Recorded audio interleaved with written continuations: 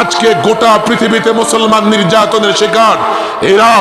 Iraq, Libya, Syria, Afghan, Kashmir, ফিলিস্তিন, Uyghur, Arakan, সর্বত্র মুসলমান নির্যাতনের শিকার।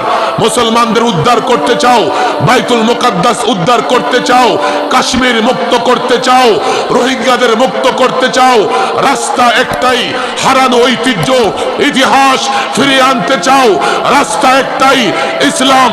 ইসলাম জানো, ইসলাম ধরো, ইসলাম মানো। আল্লাহর কসম, মুসলমানদের বিজয় সংখ্যার দৃষ্টিকোণ থেকে নয়। তাহলে আজকে গোটা পৃথিবীতে 250 কোটি মুসলমান, অথচ কোথাও মুসলমানদের সম্মান নেই, ইজ্জত নেই। যেদিন আমরা সংখ্যায় মাত্র 313 জন ছিলাম, পুরো আরব কুফফার, মুশরিক, ইহুদি দুশমন, খ্রিস্টান দুশমন, কাফের, বেঈমান, পত্তলিক, ঘরে বাইরে দুশমন আর দুশমন, সংখ্যায় মাত্র 313 জন। কিসের বলে, কিসের মাধ্যমে গোটা পৃথিবীতে 313 জন থেকে শুরু করে গোটা পৃথিবীতে আমরা রাজত্ব করেছি? রাস্তা একটাই, ইসলাম ধরো, ইসলাম মানো। পরিষ্কার বলে, ইসলাম যদি ধরতে পারো, গোটা পৃথিবীর কাফের, বেঈমান একসঙ্গে হয়েও তোমাদের সঙ্গে টিকতে পারবে না। এ মুসলমান, আমি কোনো বিষয় নিয়ে কথা বলবো না, আমার কথা বুঝবার চেষ্টা করো। কি চাও? চাও কি? যাই চাও না কেন, পথ একটাই, ইসলাম। যাই চাও না কেন, পথ একটাই, ইসলামী শাসন। যদি এটা কায়েম করতে পারো, দুনিয়ার রাজত্ব, আখিরাতের কল্যাণ সবই আমরা পেয়ে যাব। কথা ঠিক না বেঠিক? অনেকে আছে বড় দরবেশ, কয় হুজুর একটা ধর্ম তো মানলেই হয়, একটা ধর্ম নাকি মানলে হয়। আল্লাহ বলেন, ইসলাম ছাড়া অন্য কিছু আল্লাহ গ্রহণ করবেন না। আপনারা সচেতন মানুষ, বলবেন হুজুর আপনারা একটু ঘোড়া টাইপের, সাম্প্রদায়িক। কেন? অন্য ধর্ম সমস্যা কি? সব ধর্মই তো ভালো কথা বলে। মৌলিক সমস্যা হচ্ছে ইসলাম ছাড়া কমপ্লিট কোড অফ লাইফ, তোমার পারিবারিক জীবন থেকে রাষ্ট্র ব্যবস্থা পর্যন্ত গাইডলাইন দিতে পারে, নির্দেশনা দিতে পারে, ইসলাম ছাড়া আর কোনো ধর্ম নাই। শোনো মুসলমান, খ্রিস্টান ধর্ম, ইহুদি ধর্ম সত্য ধর্ম। তাদের নবীর উপরে কিতাব নাজিল হয়েছে সত্য, কিন্তু সেগুলোর মেয়াদ শেষ হয়ে গেছে 2000 বছর আগে, 1500 বছর আগে, এবং তারা তাদের কিতাবগুলোকে পরিবর্তন করে ফেলেছে। তুমি আজকে ইউরোপের বাজারে যাও, বাইবেল তালাশ করতে চাও, আমাকে একটা বাইবেল দেন, যে বাইবেল হযরত ঈসা আলাইহিস সালামের উপর নাজিল হয়েছে। তোমার সামনে 82 রকমের বাইবেল পেশ করা হবে। আল্লাহু আকবার। আফ্রিকা যাও, আমেরিকা যাও, যেখানেই যাও, তুমি গিয়ে যদি বলো আমাকে একটা কোরআন শরীফ দেন, ওই কোরআন শরীফটা নিয়ে এসে বাংলাদেশের বরুণী এলাকার কোরআনের সঙ্গে মিলায়া দেখবে, একটা নোক্তা জের জবরে কোনো পরিবর্তন পাবে না। কোরআন ছাড়া, ইসলাম ছাড়া আর কোন ধর্ম মত পৃথিবীতে নাই যেটা কমপ্লিট কোড অফ লাইফ। বিদায় সম্ভবই না অন্য কোন ধর্ম মতে জীবন পরিচালনা করা। 2, ইসলাম হচ্ছে লেটেস্ট ধর্ম। আমি প্রায় বলি শোনেন, বাংলাদেশের সংবিধান দিয়ে আমি এক্সাম্পল দিয়ে উদাহরণ দেই। এদেশের সংবিধান এখনো পর্যন্ত 16-17 বার সংশোধন হয়েছে। কেউ যদি বলে হুজুর আমি সংবিধান মানবো, এখনকারটা না আগেরটা, পিঠের চামড়া থাকবে নাকি?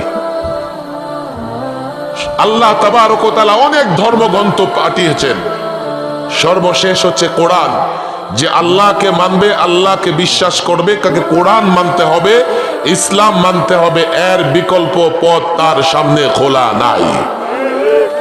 আমি বলছিলাম শোনো মুসলমান, অনেকে বলে আপনাদের জুব্বা বড়, আপনারা হিজাব পরেন, দেশ অবনতির দিকে যাচ্ছে, উন্নতি হচ্ছে না। মিথ্যে কথা। আমরা এই জুব্বা পরেই আমাদের পূর্বপুরুষরা স্পেন শাসন করেছে 700 বছর, ভারত শাসন করেছে 1000 বছর। কথা ঠিক না বেটি? তোমরা জেন্টলম্যানরা আমাকে বলো, তোমরা প্যান্ট শার্ট পরে কয় বছর বিশ্ব শাসন করেছো? নজির নাই। হ্যাঁ, ক্ষমতা চালাও। আমি একথা নির্দ্বিধায় বলি, আজকে মুসলমান রাষ্ট্রগুলো, রাষ্ট্রপ্রধান যারা আছে, দেশ চালায় নিজেদেরটা গোলামি করে পশ্চিমাদের। এটাকে স্বাধীনতা বলে? এটাকে স্বাধীনতা বলে? এটাকে রাজত্ব বলে? ক্ষমতা ধরে রাখবার জন্য পশ্চিমাদের গোলামি, এটাকে রাজত্ব বলে? এই যুব সমাজ, আলেম সমাজ পরিষ্কার বলে যাই, আমার কথা বুঝবার চেষ্টা করো। পরিষ্কার বলে যাই, দুনিয়ার কল্যাণ, আখিরাতের কল্যাণ পথ একটাই। আজকে গোটা পৃথিবীতে মুসলমান নির্যাতনের শিকার। Iraq, Libya, Syria, Afghan, Kashmir, ফিলিস্তিন, উইগর, আরাকান, সর্বত্র মুসলমান নির্যাতনের শিকার। মুসলমানদের উদ্ধার করতে চাও, বাইতুল মুকাদ্দাস উদ্ধার করতে চাও, কাশ্মীর মুক্ত করতে চাও, রোহিঙ্গাদের মুক্ত করতে চাও, রাস্তা একটাই। হারানো ঐতিহ্য, ইতিহাস ফিরিয়ে আনতে চাও, রাস্তা একটাই। ইসলাম, ইসলাম জানো, ইসলাম ধরো, ইসলাম মানো। আল্লাহর কসম, মুসলমানদের বিজয় সংখ্যার দৃষ্টিকোণ থেকে নয়। তাহলে আজকে গোটা পৃথিবীতে 250 কোটি মুসলমান, অথচ কোথাও মুসলমানদের সম্মান নেই, ইজ্জত নেই। যেদিন আমরা সংখ্যায় মাত্র 313 জন ছিলাম, পুরো আরব কুফফার, মুশরিক, ইহুদি দুশমন, খ্রিস্টান দুশমন, কাফের, বেঈমান, পত্তলিক, ঘরে বাইরে দুশমন আর দুশমন, সংখ্যায় মাত্র 313 জন। কিসের বলে, কিসের মাধ্যমে গোটা পৃথিবীতে 313 জন থেকে শুরু করে গোটা পৃথিবীতে আমরা রাজত্ব করেছি? রাস্তা একটাই, ইসলাম ধরো, ইসলাম মানো। পরিষ্কার বলে, ইসলাম যদি ধরতে পারো, গোটা পৃথিবীর কাফের, বেঈমান একসঙ্গে হয়েও তোমাদের সঙ্গে টিকতে পারবে না। ইসলাম জানার চেষ্টা করো। এই জন্য আমি বলি, নুরানি মক্তব, বাচ্চারা যখন প্রথমে কোরআন পড়তে পারবে, এরপরে ধীরে ধীরে কোরআন বুঝবে। আপনার ছেলে ডাক্তার, ইঞ্জিনিয়ার হোক, লন্ডনে থাকুক আর ফ্রান্সে থাকুক, আমার কোনো আপত্তি নাই। আপনি রাজত্ব করেন, আমার কোনো আপত্তি নাই। কিন্তু নিজেকে মুসলমান দাবি করার আগে আগে কোরআন পড়েন। আলেমদের বক্তৃতার বিরোধিতা করবার আগে কোরআন পড়েন। কোরআন পড়তে পারেন না আর আলেমের বক্তৃতার বিরোধিতা করেন। আজকে বড় সমস্যা এই জায়গায়, পেটে বোমা মারলে আলিব্বাগুলো ঠিক মতো বের হবে না, অথচ মৌলবীদের বিরুদ্ধে কথা বলতে জিহ্বায় আটকায় না। আলো দিয়ে অন্ধকার দূর করতে হবে। এই চ্যালেঞ্জ এই যুবকদের, এই প্রজন্মের যুবকদের গ্রহণ করতে হবে। কোরআন জানো, কোরআন পড়ো। নেতৃত্ব চাও, রাজত্ব চাও? কোন রাজত্ব? সম্মানের সঙ্গে রাজত্ব চাও? তাকায় দেখো, তোমার মতো যুবকরা, তোমাদের মতো যুবকরা গোটা পৃথিবীর রাজত্ব করেছে। আজকে তোমাকে কেন জঙ্গি বলা হয়, সন্ত্রাসী বলা হয়? তুমি যুক্তি খুঁজে পাও না। জানো, আমেরিকা গোটা পৃথিবীতে রাজত্ব করে, 52টা দেশে যুদ্ধ করে।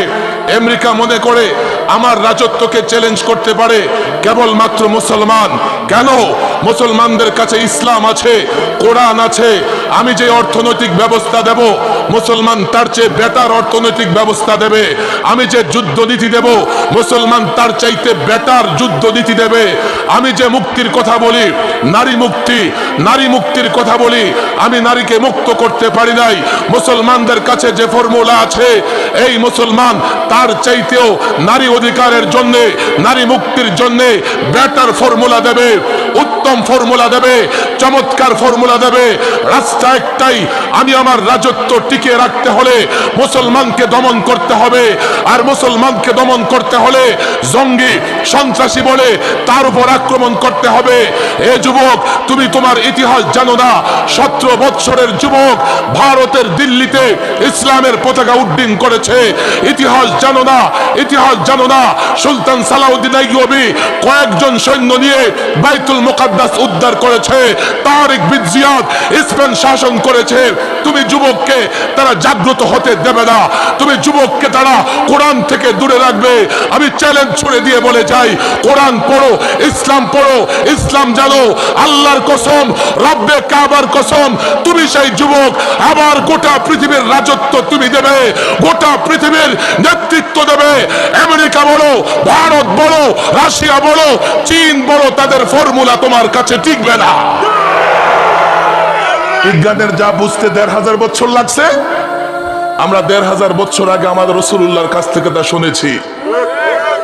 তোমরা বিজ্ঞান পেয়ে নিজেকে বড় ধন্য মনে করো, অথচ রাসূলুল্লাহর সুন্নাত পেয়ে ধন্য মনে করো না।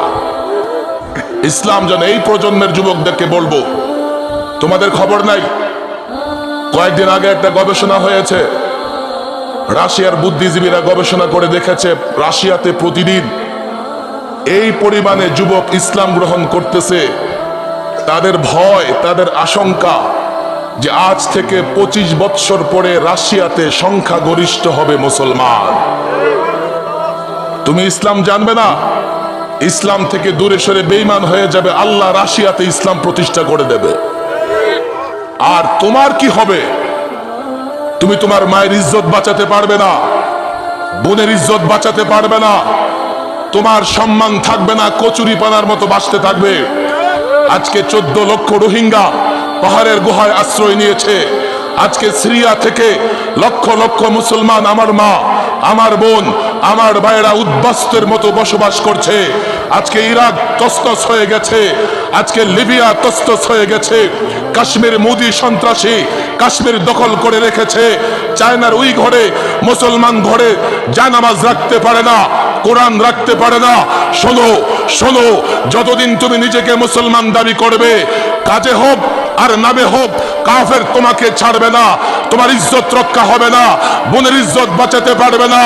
এই মুসলমান যুবক ফর্মুলা দিয়ে যায়, ইজ্জতের সঙ্গে থাকতে চাও, মায়ের ইজ্জত, বোনের ইজ্জত রক্ষা করতে চাও, মসজিদ রক্ষা করতে চাও, মাদ্রাসা রক্ষা করতে চাও, এ যুবক ফর্মুলা একটাই, ইসলাম ধরো, ইসলাম জানো, কোরআন পড়ো, আর না হয় গোটা পৃথিবীতে তোমরা টিকতে পারবে না। তোমাদের নেতারা তোমাদেরকে বাঁচাতে পারবে না। এগুলো আগে থেকেই গোলামের জিনজিরে আবদ্ধ হয়ে আছে, টিকবে না।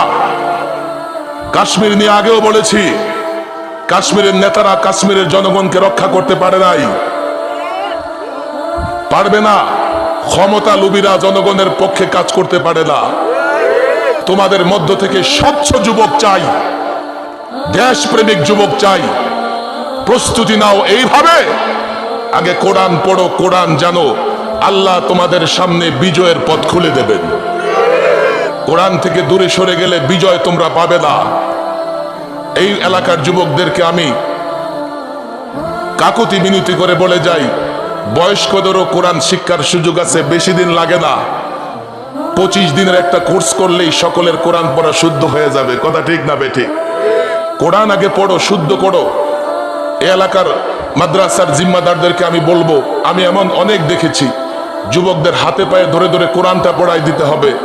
কোরআন পড়বে, এরপরে সে ধীরে ধীরে ইসলামিক বই পুস্তক পড়বে, তারপরে না ইসলাম জানবে। ইসলাম না জানলে তার কাছে তো ইসলাম টেরা মনে হবেই। আমরা উস্তাদদের মুখে শুনেছি, এক ছাত্র হাফেজ সাহেবের জন্য দুধ নিয়ে গেছে, হাফেজ সাহেব অন্ধ, কে বলে হুজুর আপনার জন্য দুধ নিয়ে আসছি, খান। হাফেজ সাহেব কোনদিন দুধ খায় নাই, বলে দুধ কেমন? হুজুর সাদা। সাদা কেমন রে? বেচারা অন্ধ, সাদা দেখবে কোত্থেকে? তার কাছে তো সব সাদা কালো কালো। হুজুর সাদা হচ্ছে বকের মতো। যে ব্যক্তি দেখেই না বক দেখবে কোত্থেকে? হুজুর বক কেমন? ছাত্রকে জিজ্ঞেস করে, বক কেমন রে? হুজুর এমন। হাফেজ সাহেব হাত বুলে দেখে, বাপরে বাপ, এই দুধ আমার গলা দিয়ে যাবে না। যুবকদেরকে ইসলামের কথা বললে বলে কি, হুজুর সম্ভব না, এই 5 ওয়াক্ত নামাজ গিয়ে পড়া মসজিদে। আরে শয়তান তোমারে ধোকা দেয়। তুমি কয়েকদিন 5 ওয়াক্ত নামাজ পড়ে দেখো, আল্লাহু আকবার, এরপরে নামাজ না পড়লে তোমার ভালো লাগবে না। কয়েকদিন যাও না মসজিদে, মন সুস্থ হয়ে যাবে, দেহ সুস্থ হয়ে যাবে। মনও সুস্থ হবে, দেহও সুস্থ হবে।